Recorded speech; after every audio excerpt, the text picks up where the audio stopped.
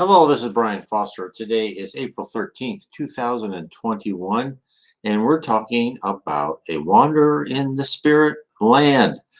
I talk about spiritism, and what I do is I take these on Tuesdays. I'm taking this older book. It's written in the early 20th century, and it's by the spirit Franchezzo, by the medium Farnese. And it's about his story as he related to the medium, psychographs, when you write down words from the medium, of his story in the spirit world. Now, Franchezzo was a very educated, cosmopolitan person. He was not the most nice, kind, religious, spiritual person. He was selfish. It wasn't bad, but he experienced the whole range of primitive emotions at one time or the other. And he kind of went through life as a raconteur until he met this woman who he just loved and knew that she was going to lift him spiritually higher. But then he died pretty rapidly after he met her. And so he went down into the lower zone, which is also called kind of a purgatory. Some people call it hell, but hell, there's no, according to Spiritism, there's no hell. There's no eternal damnation. When you change your character and your attitude, you ascend. Now, what I'm doing is I'm interpreting what he has written through Spiritism, and there's a lot of parallels, and I fill in a lot of details of what I believe is behind some of his words. Now, Spiritism was brought to us in the 1850s by Allan Kardec. Oh, and before I forget, please subscribe and hit the bell and hit the like button. That will help us immediately. Let me bring up Allan Kardec. So if you'd like to study and understand Spiritism, Allan Kardec wrote a series of 1,019 questions in the 1850s, and he asked them to multiple mediums, and he didn't write down the answers until he had the same similar answers from different spirits. So very organized, and from there he's written more books. You can all find all of his books, Allan Kardec, and put us on your whatever search engine space, PDF. You'll find his books in PDF. You can also, of course, order them on Amazon, or click on my blog. It's right here. And there's a picture of Allan Kardec, and it'll take you to a bookstore. You can get Allan Kardec's books, all sorts of spiritist books. I recommend that bookstore, the FEB bookstore. Now, of course, my books are on the right-hand column. So this is Spiritism. It's a dynamic. It's the third revelation. It's dynamic. The spirits have told us the first revelation is Moses. The second revelation is Jesus Christ. Of course, Jesus is the leader, the governor of our planet, so to speak. He is our father. So he's the one that coordinated Moses, everyone coming down to earth and tell us what was going on and tell us about the spirit world, tell us how we should behave, how we should ascend, everything. But what he's also said is he brought down this into helping Allan Kardec organize his book, The Spirit of Truth. And the Spirit of Truth told us that the Bible is this wonderful, eternal, the New Testament, Old Testament, of the passages of love, charity, fraternity are eternal. But some of the specific things, like going to that city and kill everybody, some of these things that sound kind of harsh to our ears today, those were given to the culture and the technological progress at the time. So just keep that in mind. So Spiritism tells us always more information. There's more information coming from mediums like Leon Denis, who's passed away, Chico Xavier has passed away, Divaldo Franco is still alive, and other mediums writing books who are spiritist mediums writing books from the spirit world. And therefore, what I've done in my books, I try to accumulate all these things, bring them into a more, readable and understandable format for you to understand the spirit realm. Understand why are you on Earth? What are you here for? If the more you understand, the more you can change your life, and you have motivation to change your life. Okay, so let's get right into this. This is chapter 13. Welcome in the land of dawn, my new home there. Now, the last chapter, he was told, look, you're going to go to sleep. We're going to wake you up, and you have earned being promoted to a higher level. Now, as we read this, I think let's read the first paragraph first. On my awakening for the second time from a sleep of death to consciousness in the spirit world, I found I was in a much pleasanter surroundings. There was daylight at last, though it was as that of a dull day without sun. Yet what a blessed change from the dismal twilight and the dark night. So what does that tell us? Well, how does Spiritism fill in the blanks? Well, first of all, in the first level of heaven, it's a full daylight. You can see the daylight. Now, so therefore, he is in it even says the land of the dawn. So that must mean he's pretty close to the first level of heaven. Of course, the spirits by Chiba Owen categorize those like in 10 levels. He categorizes those to 7, but they're all, and even the spirits, all the spirits say there's no one way to categorize, and there's many variations, but these are simpler ways to do it. So the first level of heaven, and I've talked about that in the book Violets on the Window and in my other books. So in the first level of heaven, you have bright sunlight. It is bright sunlight. So he's saying, a dull day without sun. So he's close to the first level. Now, where he was before, it was always dark. It was, kind of dim, I should say. But then when he was so there's the lower zone, which just starts at the crust of the earth and go up to the first level of heaven, which he's in the higher part of the lower zone, there are still spirits who are not in heaven, who are wandering around that area, but there are also outposts. And there's outposts talked about by Camilo Branco in his book, Memoirs of a Suicide. There's outposts talked by Andre Luis in his series of books by Chico Xavier, which I would recommend you get, starting with No Solar, a wonderful book. There's also a movie called Astral City. Its subtitle, I would recommend you find it. And also, before I forget, there is a movie on Netflix called Kardec, and you can really see how Kardec started and started to discover Spiritism and started to discover how the spirits were talking to him. Very good movie. I recommend it for everybody, called Kardec. So there are these outposts, and these people are brought. There's outposts all the way into this dark abyss, which people call a purgatory. Very dark, dismal place, and you can barely see anything, but then eyes adjust. And as you go higher and higher, it's brighter and brighter. It's the love.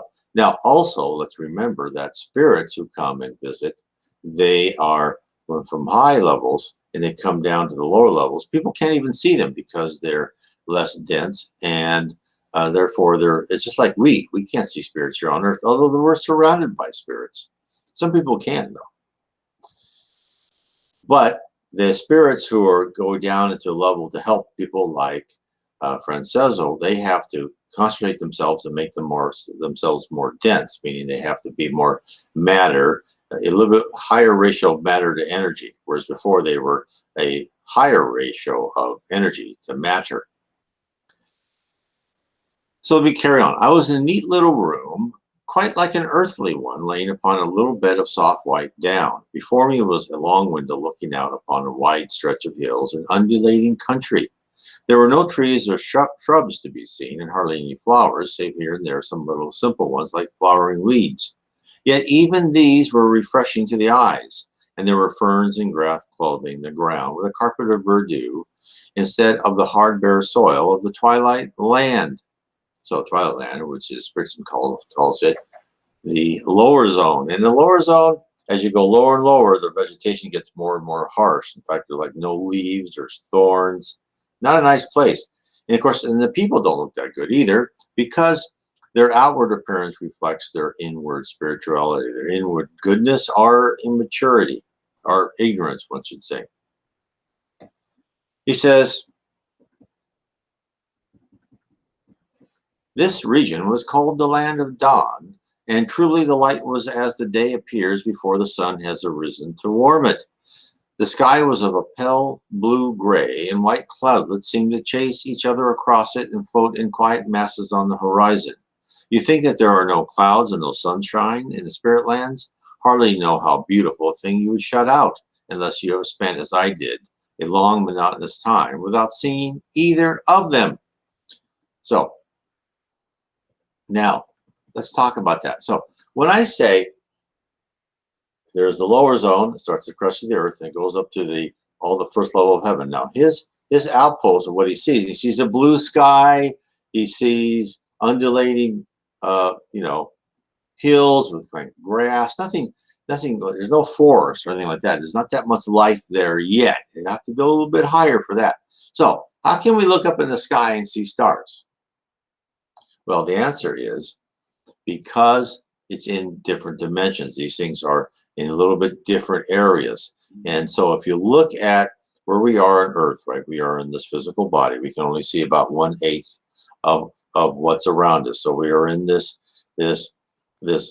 artificially controlled environment where our thoughts do not affect things. I mean, some people can, but most can't. Our thoughts can't rearrange the wall. Our thoughts can't create something out of universal fluid, which is, you can in the spirit world.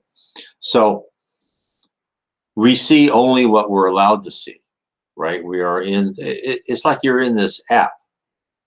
And in this application on your cell phone, your avatar, your character, sees what is programmed, what is allowed for that character to see. And if that character is walking along nice hills, they see there's a blue sky in the background. But also in the programming in the background, someone else could be playing that same game and seeing something else, right?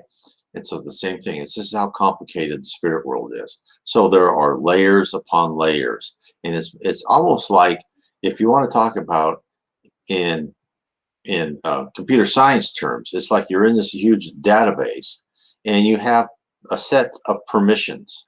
And your set of permissions allows you what you can sense around you. And you can sense many things. You can go and sense many levels of heaven if you're at the high level, or you can only sense where you are at the land of the dawn if you're Franchezzo at this kind of lower level.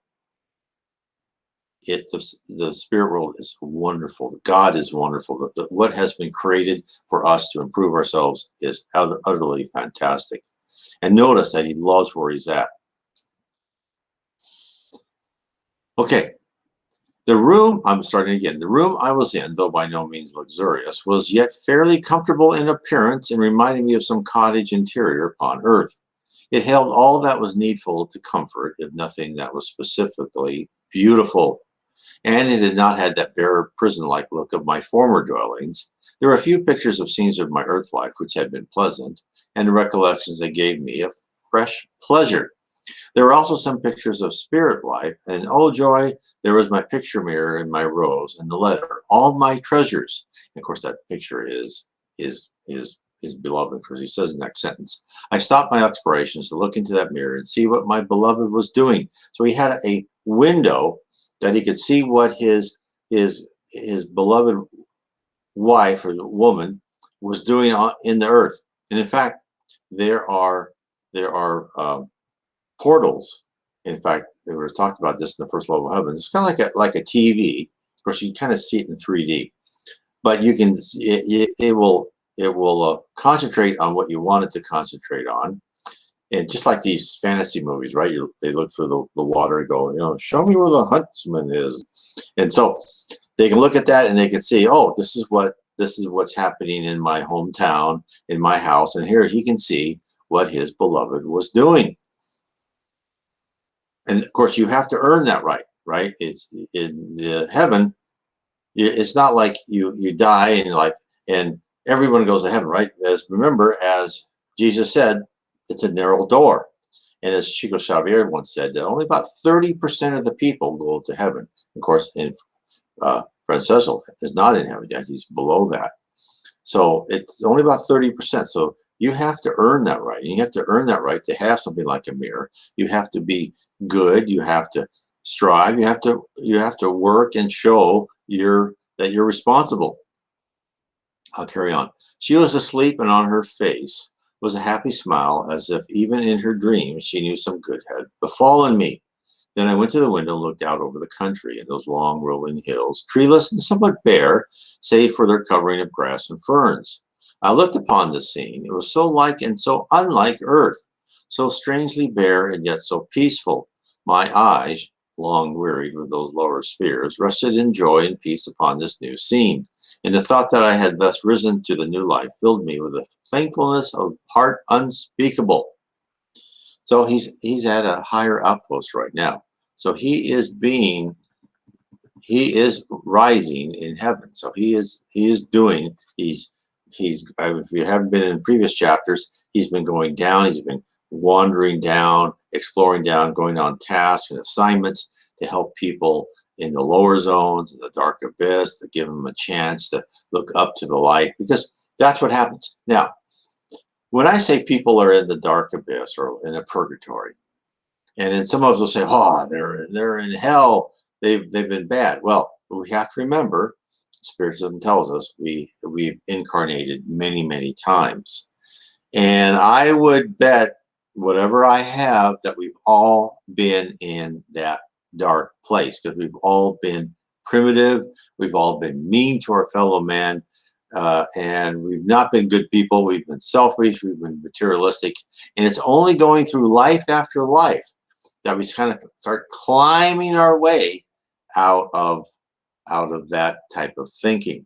So when you look at people and you think, "Oh my God, this guy's a crook," think to yourself, well, someday he'll be better. It doesn't mean he shouldn't go to prison. He or she should not go to prison and not be stopped from stealing. But you can just say, well, it's going to be hard trials ahead for you, buddy, right? So at last I turned from the window and seeing what was like a small mirror near me, I looked to see what change there might be in myself. I started back with an exclamation of joy and surprise. Was it possible? Could this be as I appeared now? I gazed and gazed again. This myself? Why, I was young again. I looked a man of about 30 or 35, not more certainly, and I beheld myself I had been in my prime on earth. I looked so old, so haggard, so miserable in that twilight land that I had avoided to look at myself, and I looked 20 times worse than I could ever have looked on earth had I lived to be 100 years old. And now, why was I young? I held up my hand. It was firm and fresh looking like my face. A closer inspection of myself pleased me still more.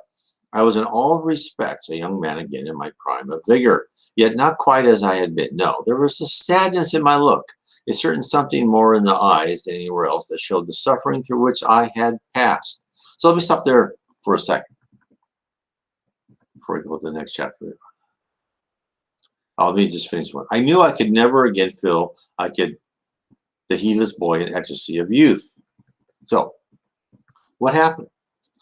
Well, as Spiritism has told us, you are what you think you are in the spirit world, and your inner side is reflected by your outer, by your perispirit. Your perispirit covers even your spirit. Now, your perispirit in your physical life covers and goes and attaches to every cell in your physical body, but your physical body is just this temporary thing that will be discarded.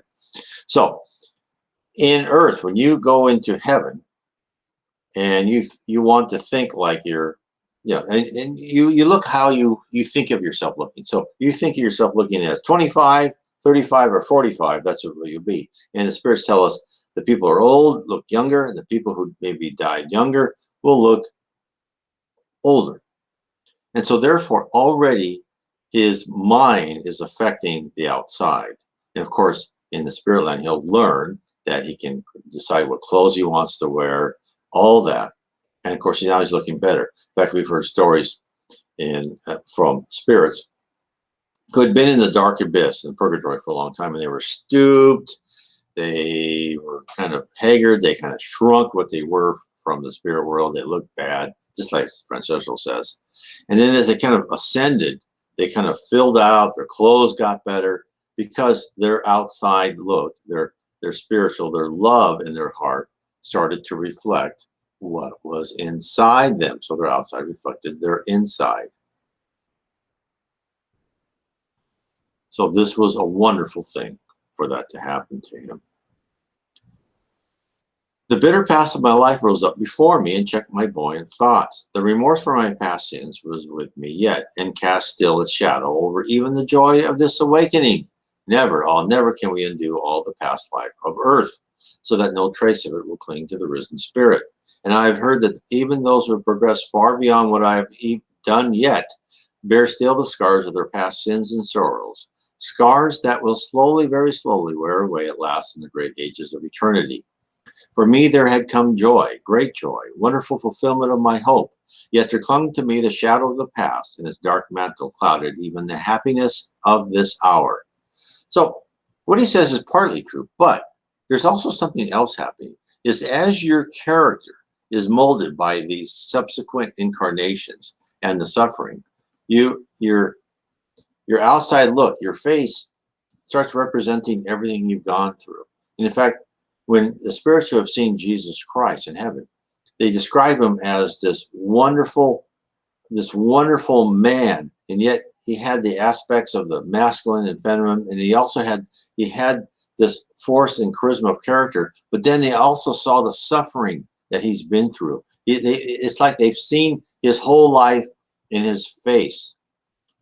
And so that, and they've described that with other spirits too, and that's why we all are unique, right? We are these immortal spirits. We're not robots. We are all have our own unique character and personality. And within our face, or within our expression, and the color of our eyes, or the way our eyes look, and it may be, when whatever humanoid that you enjoyed best, could be Earth or whatever, you will look like the sum total of your experiences. Now you won't look bad, right? Of course not. But you will carry your character will come through, and your face will be a mirror of the beauty of what you've arrived at.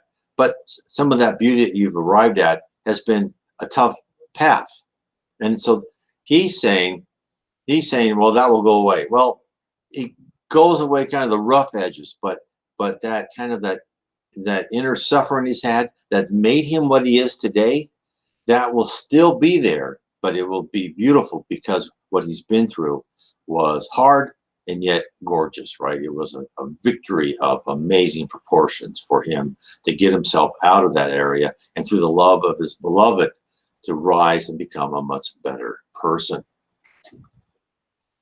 So that's important to know.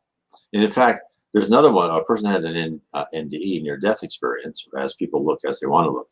And she was in this room, and she was like, in this room, and oh, it's like these people just died. And then she started talking to this woman who was kind of like 40, and her skin wasn't as good, and she had red hair. But as she was talking to her, and this woman didn't even realize it, but her hair got longer, her skin got brighter, tighter, and she was looking more like in her early 30s, 20s.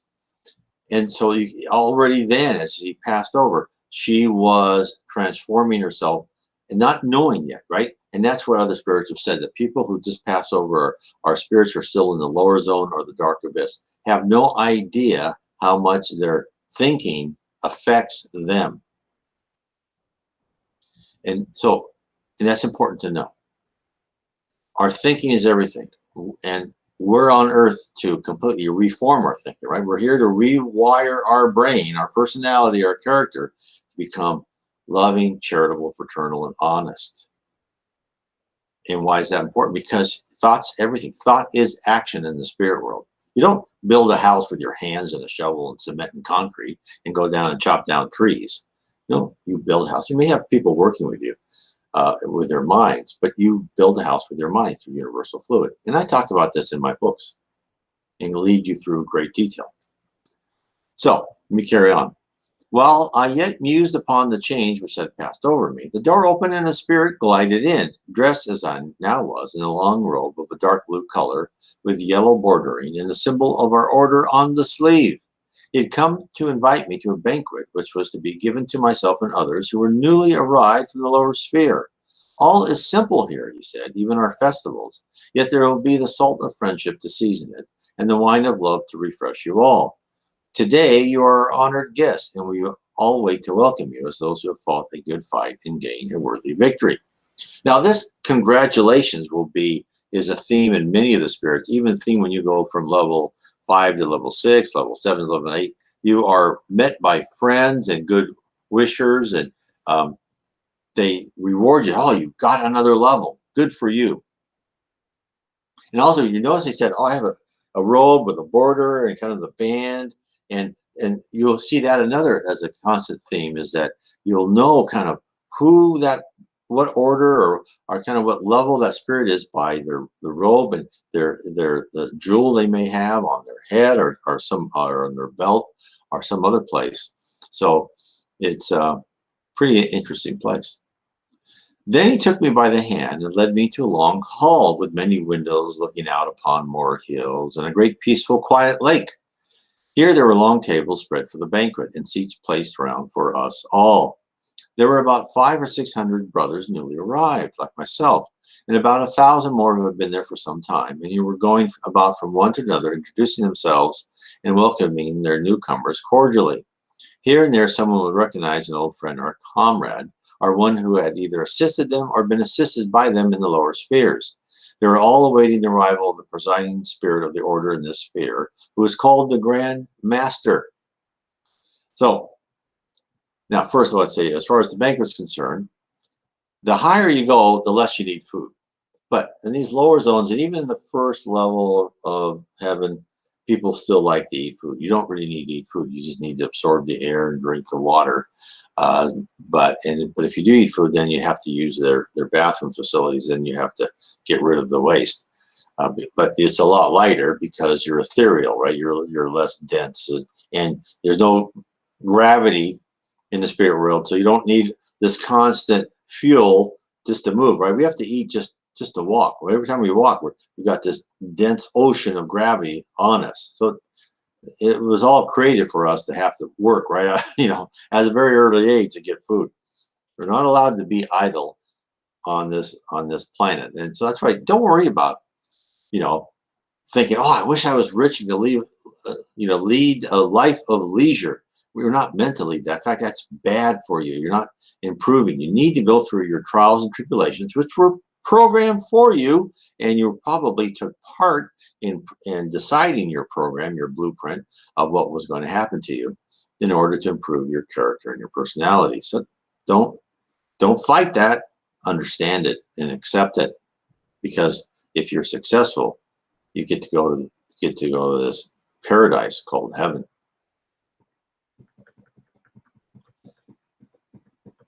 Presently, the large doors at one end of the hall were seen to glide apart of themselves, and a procession entered. First came a most majestic, handsome spirit in robes of that rich blue color one sees in the pictures of the Virgin Mary.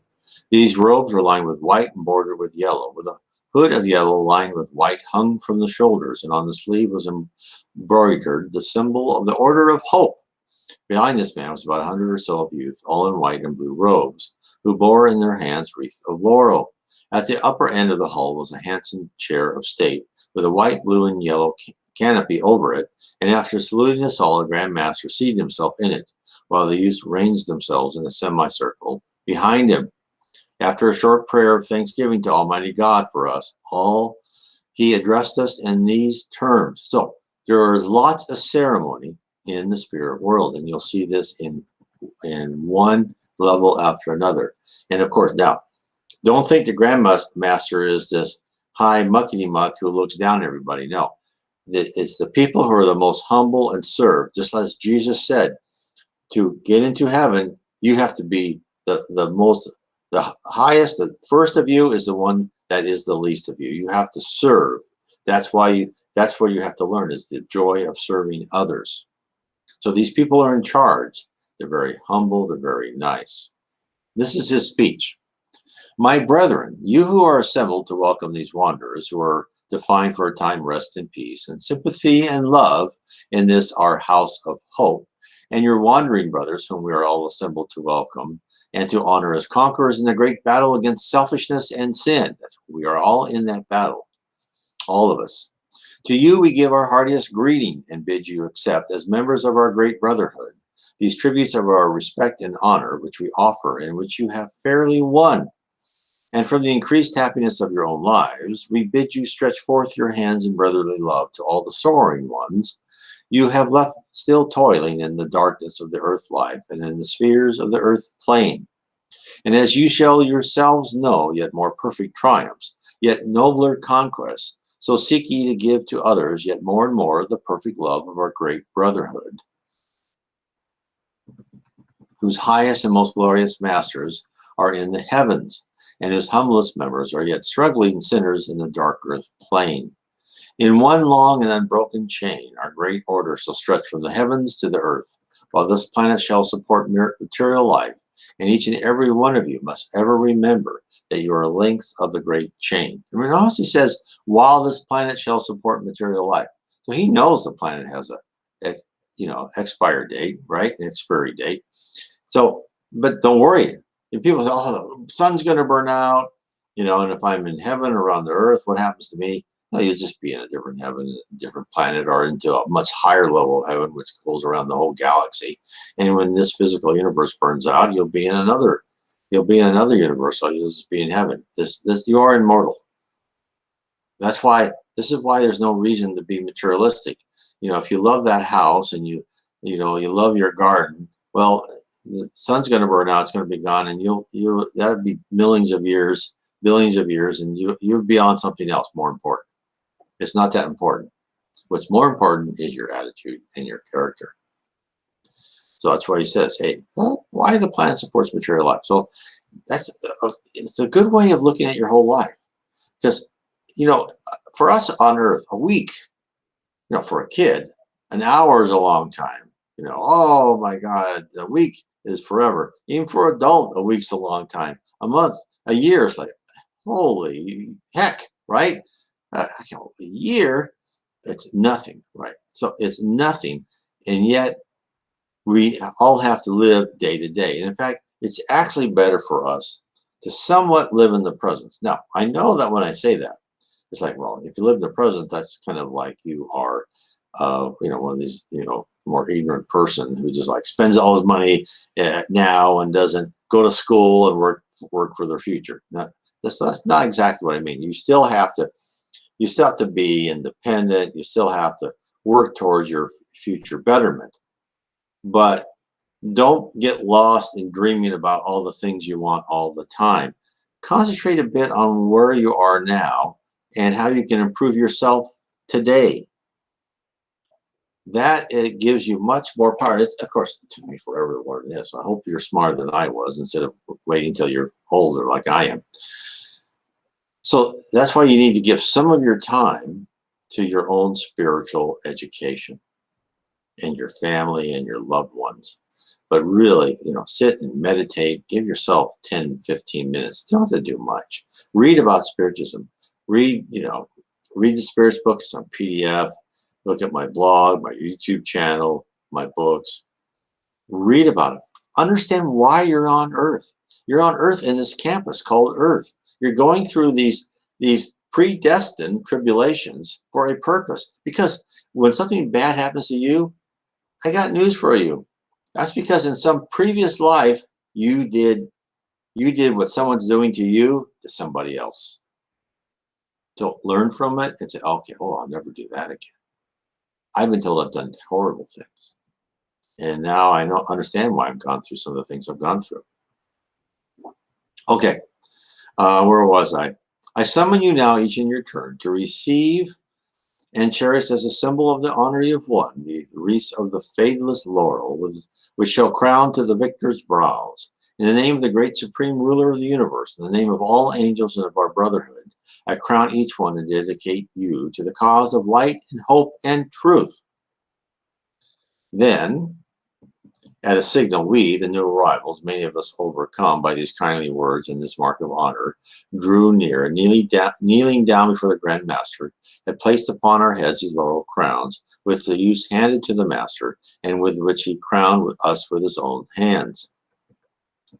When the last one had received his crown, such a shout of joy went up from the assembled brothers, such cheers, and then they sang a most beautiful song of praise, with so lovely a melody and such poetical words that I could not reproduce it at all for you. When this was over, we were led to a seat by an attendant brother, and the banquet began. You will wonder how such a banquet could be in the spirit world, but do you think even on earth all of your enjoyment at such a scene is in the food you eat, the wine you drink? And do you imagine that a spirit has no need for food of any kind? If so, you are in error. We need and we eat food, though not of so material a substance as is yours. There is no animal food of any sort, nor anything like it, save only in the lower spheres of earth-bound spirits, where they enjoy through others yet in the flesh the satisfaction of the animal appetites. So, as you get higher, you need less food. But and where he is at right now. Now he says that, look at the next paragraph. But there are in the second sphere, this second sphere, he thinks this most delicious fruits, almost transparent to look at, which melt in your mouth as you eat them. There is wine like sparkling nectar, which does not intoxicate or create a thirst for more. There are none of those things which would gratify coarse appetites. But there are delicate cakes and a sort of light bread. Of such fare and such wine did this banquet consist. And I, for one, confess I never enjoyed anything more than the lovely fruits, were the first I had seen in the spirit world, in which I was told were truly the fruits of our own labors, grown in the spirit land by our efforts to help others. So there are stories from other spirits where there are trees that grow fruits. And of course, this is the spirit world. So if you find like a pear or an apple and you pick that pear or apple, it tastes wonderful. But in earth, you pick that pear or apple and it's not there anymore. In the spirit world, another one takes its place. Just like if you pick a flower, another flower takes its place. But then you still have this flower because you wanted that representation, that logical representation of a flower. And you can put it in a vase in your room or your house or your mansion, whatever level you're at. That flower will just be beautiful, will not decay until the time is up. Are you forgotten about it? So at one point in time, when there's maybe some previous time span, or when you've forgotten about it, it will just fade away, and there won't be any dust or anything there. Now, if you leave your house for 100 years because you've gone to Earth and you come back, there's no dust. Everything's clean. Isn't that wonderful? There's no vacuum cleaners in heaven, right? You don't have to worry about that. It's not going to happen. And of course, now he says there's delicate cakes and a sort of light bread. So he's not on a higher level. These people still like to eat, but even he's saying you need less. Okay, of such fare and wine did this banquet consist, and I, for one, have. Okay, I read that one. And of course, he says, and they were told they were truly the fruits of their own labors and grown in the spirit land by our efforts to help others, which was a nice thing to say, and because they want them to understand that this was a great thing they did. And that's why you'll see in heaven, it's all about positive reinforcement. Now, it could be a little bit off and down. So, as an example, Jesus welcomed this group and went through a perilous mission. They went through down a deep lower zone of the dark abyss, rescued all these people from the city. And Jesus said, look, you guys did a great job. You've done more than people probably recognize. Not all of it perfect, but you tried as hard as you could. And so you'll see that kind of saying, oh, you did a good job. Not perfect. And so that's important to think of, because what's the end goal for us here on earth and the heavens around the earth? Our end goal is to become a perfect spirit, and to become at least, we won't be perfect when we graduate to the 10th level of heaven, but we'll get closer.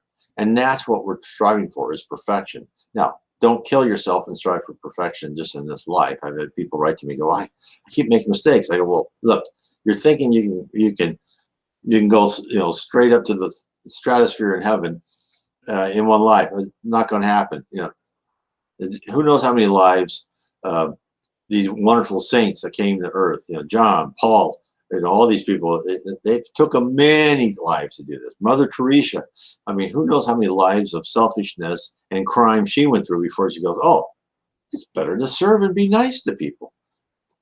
So all this is about us improving ourselves.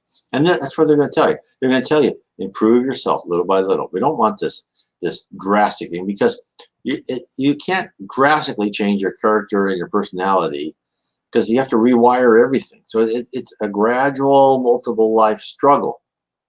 So that's important to understand. So this is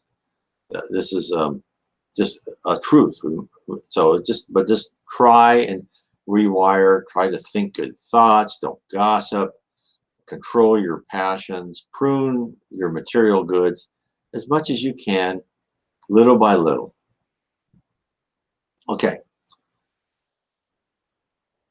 After the banquet was over, there's another speech in a grand chorus of thanks in which we all joined. Then we dispersed, some of us to see our friends upon earth and to try to make them feel that some happy event had befallen us. Many of us, alas, were being mourned as among the lost souls who had died in sin. It was a great grief to us that these earthly friends could not be made conscious of how great were now our hopes. Others of the brothers turned to converse with newly found spirit friends, while for my part I went straight to earth to tell the good news to my beloved. I found her about to attend one of those meetings for materialization, and trembling with joy and eagerness, I followed her there. For now I knew there was no longer any reason why I could not show my face to her, who had been so faithful and so patient in waiting for me. No longer would the sight of me give pain or shock her. Yeah, of course, he didn't want her to see him as he was before. Now he's in much better shape. Ah, what a happy night that was. I stood beside her all the time. I touched her again and again. I stood there, no more the dark shrouded figure hiding his face from all eyes. No, I was there in my new dress with my new hopes, my risen body, and the ashes of my dead past were there no more to give me such shame and sorrow of heart as I had known. And then, oh, crowning joy to that most joyful day, I showed myself to her wandering eyes, and they gazed into my own. But she did not know me at once.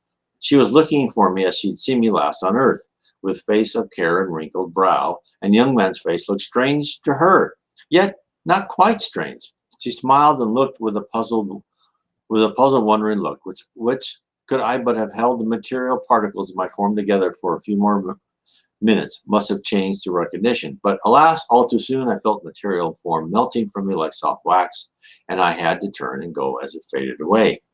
But as I went, I heard her say, "It was so very like what my dear friend must have been in youth. It was so like and yet so unlike him. I hardly know what to think."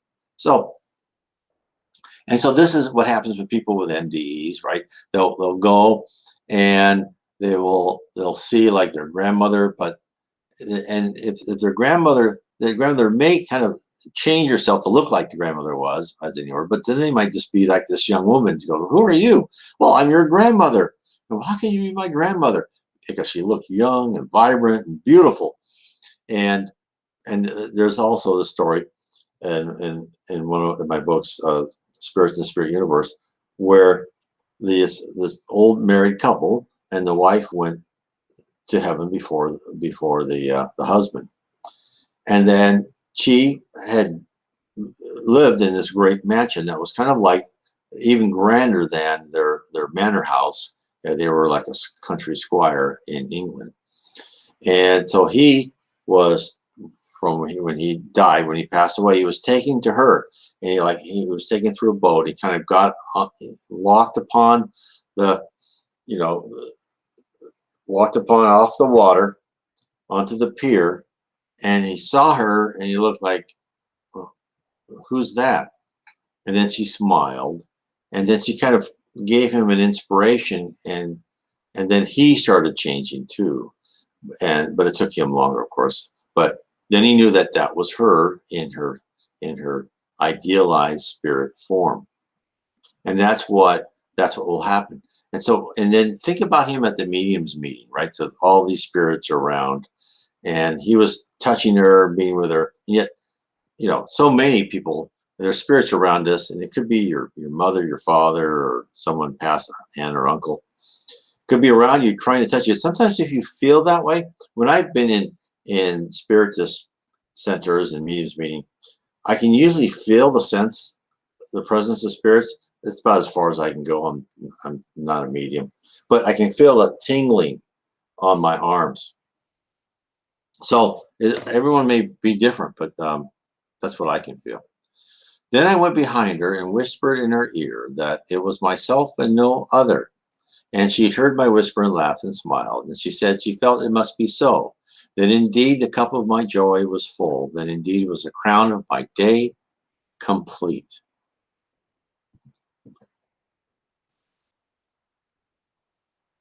So that is the chapter 13. And so therefore, if you are interested in, well, before I forget, please hit the like button, hit subscribe and the bell. And now, if you're interested in spiritualism, I said before, if you're just into it, please read the Spirits book PDF. You can get that. But also, my book was I've kind of put into everything, which is this the spirit universe, the physical universe, Jesus, God, what we are as spirits, how we rise, are trained, educated as spirits, how we are as physical beings, how we are led and trained as physical beings too, temporary physical beings, and life after life. And it's like the whole process. Then I talk about the future. So I try to really put this in my other books. I go into deeper detail, but this one is I try to give a whole kind of sense of where are you, what you're going through. Now, again, for those who would like to learn more and maybe read the Spirits book, or even before you read the Spirits book, I have on my blog Spiritism 101, the Third Revelation.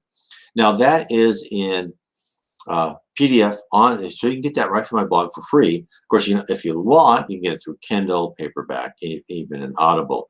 In fact, my book, The Spirit Realm, is available in Kindle, paperback, and should be in Audible anytime, in Audible format, so you can hear the book. So I have these other resources for you if you so choose. If not, don't spend any money if you don't want to get things in PDF. I also have Spiritism 101 in French. I will have my book, The Problem is a Solution, which I have in French also. That has been translated. And then lastly, my book, How to Live, Inner Peace with Spiritism, which is really how to ascend, how to start modifying your character, your behavior here on earth, so you are victorious when you're in this life. That book is being translated into French, and that will be available in Kindle and PDF. I'm sorry, Kindle and paperback, not PDF. But my other two books in French, which is Spiritism 101 and The Problem and Solution, are available in PDF in French. So I can talk. So I'm hoping that these will help us. I was amazed how many people actually downloaded my books in French so far, and there's a lot of people who downloaded my books in PDF, the Spiritism 101. So, and then I also have the Spirits book in Audible format. Now, that's not in the web sphere Audible owned by Amazon. That you can download. There's a couple ways to see it. You can download an MP3 format from my blog, or MP3 or MP4 something, which you can then keep by chapter. So you can download. You have to download in two parts. It's a huge file. The other way of listening to the Spirits book is my YouTube channel. You can go to my playlist, The Spirits Book, and then you can just go, in order. My playlist is in order of what you see there on the Spirits book, are ordered by chapter, and you can just go from one after another and play that, and I narrate the Spirits book. I don't do the introduction, but starting with chapter 1, I do the whole Spirits book, so you hear each of the 1,019 questions. So I want to thank everyone for being with me today. Please like and share this. I really appreciate it. And tell your friends about Spiritism. Once you understand what this earth has been about, and you understand why you're here, you'll feel less stress, and you'll feel free. You'll feel like a different person. God bless.